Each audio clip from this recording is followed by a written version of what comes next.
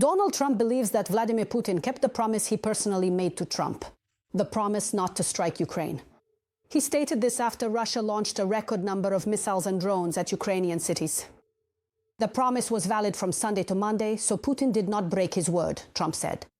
Although earlier he had not specified any particular date when the so-called energy truce was supposed to begin. Meanwhile, Congress holds a different view, and they are calling for immediate action, in particular to increase sanctions pressure. President Zelensky announced that the negotiating position of the Ukrainian delegation at the Trilateral meeting in Abu Dhabi, which will take place today and tomorrow, will be adjusted. TSN's own correspondent in the States, Olha Koshelenko, with an exclusive report. Coming up next.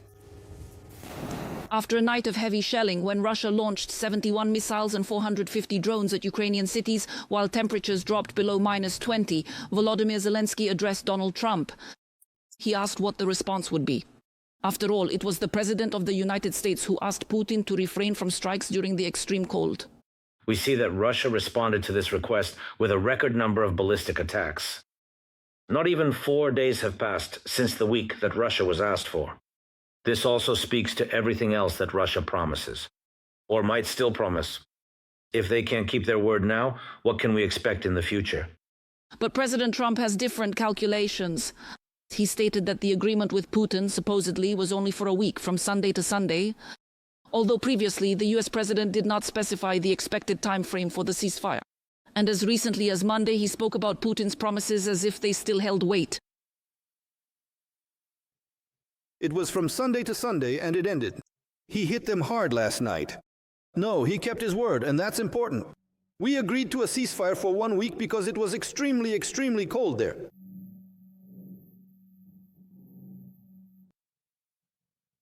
Are you disappointed that he didn't extend it? Yes, I wish he would end the war.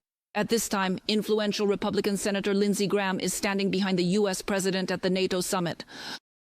Before the president's statement, he managed to post on X, acknowledging that the pressure on Putin was insufficient, suggesting a move towards strengthening sanctions, and also promising to urge President Trump to provide Ukraine with cruise missiles, Tomahawks, which, in his opinion, could fundamentally change the situation on the battlefield. He did not say whether he had managed to discuss this personally with Trump. His colleagues from the House of Representatives, who are part of the so-called Ukraine caucus, believe that Putin broke his promise, and this was to be expected. It's incredible how naive President Trump is. Putin doesn't change. He has never backed down from his maximalist demands and never will. For some reason, Trump believes him. He is either naive and doesn't understand Putin's true nature, or he places equal responsibility on both sides as if this were some kind of border conflict and both sides are to blame. So if anyone believes that Putin will agree to some kind of peace deal, they simply don't understand the situation. There are bills in both chambers of the United States Congress aimed at increasing sanctions pressure on countries that purchase Russian oil and as a result finance Putin's war machine.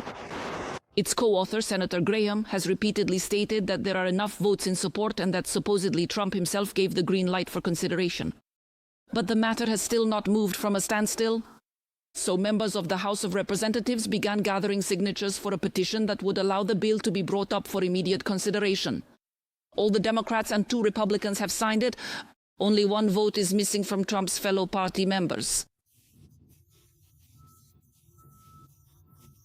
Just 1 vote is needed, and I urge you during Ukrainian week, if you find a member of Congress who hasn't signed yet, ask them to sign the petition that's in the House.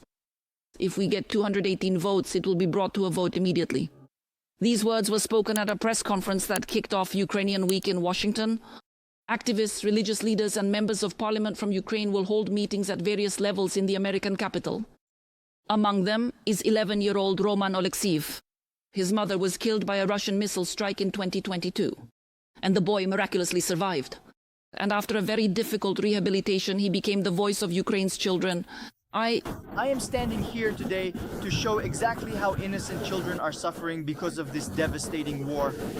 But I can say this clearly, while so many other children simply cannot.